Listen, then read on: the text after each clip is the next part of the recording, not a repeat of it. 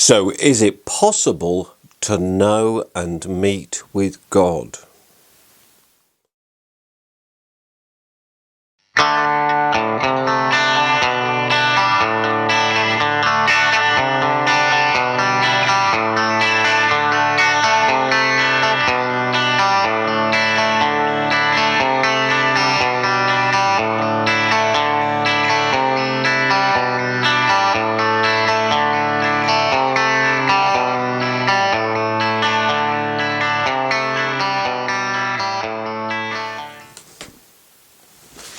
My presentation this time is about a German philosopher, theologian and psychologist known as Martin Buber.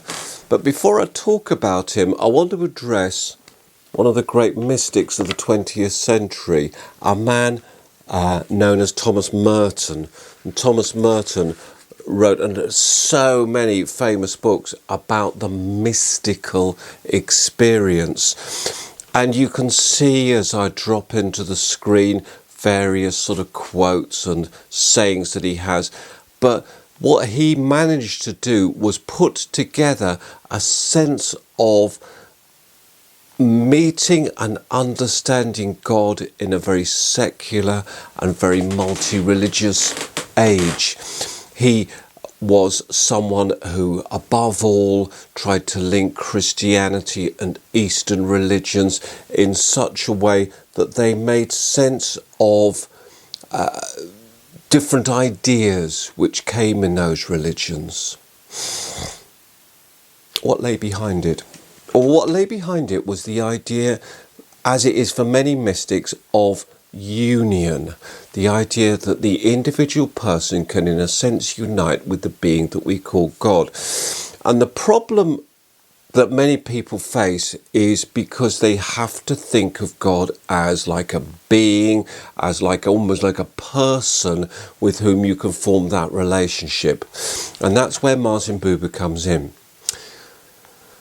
Martin Buber is someone who's very much at the forefront of the shaping of psychological thought. And he talks about the way in which we make sense of the world around us.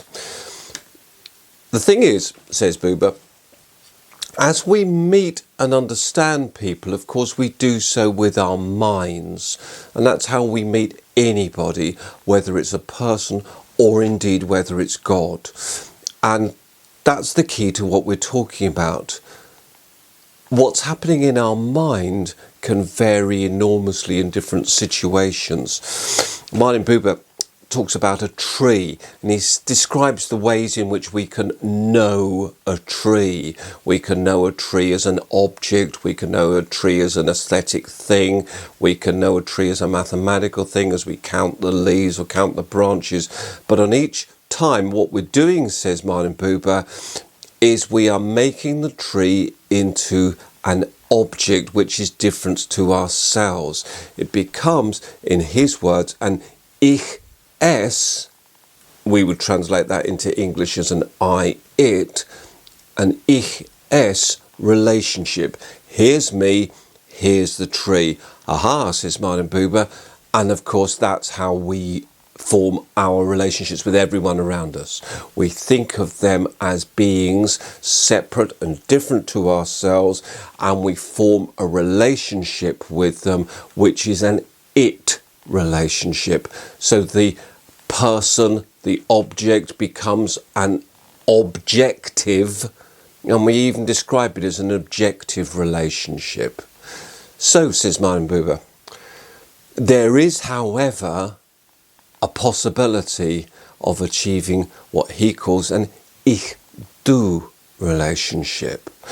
One in which no separate thing is there, but there's some degree of not person, but a unified relationship. We might have it with a very close friend or a loved one, and as we engage with them, as we form that relationship with them, it becomes that amazing ich-du one where all objectivity is suspended and torn away, and everything becomes very much a suspension of reality. What lies behind this, says Martin Buber, is of course God, because that's what we're encountering in that situation. In Martin Buber's words, das ewige Du, the eternal thou. And we translate this word thou in English because we don't really have an equivalent of do. And it's a limitation that we have in English, that we want to make things into objects, and we don't have that intimacy of do or tu as it exists in European languages. That intimacy which is much closer than I and you, because I and you is, in fact, of course, I and it.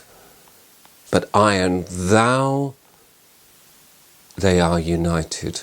Going back to Thomas Merton described a unification of experience, something which enables the objective reality to be suspended and torn away, and actually to be sunk and immersed into the infinite.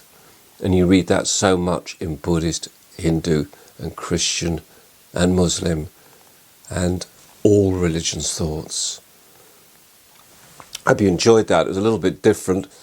Don't forget to like the video. Don't forget to subscribe to the channel. Take care. Thank you so much for watching.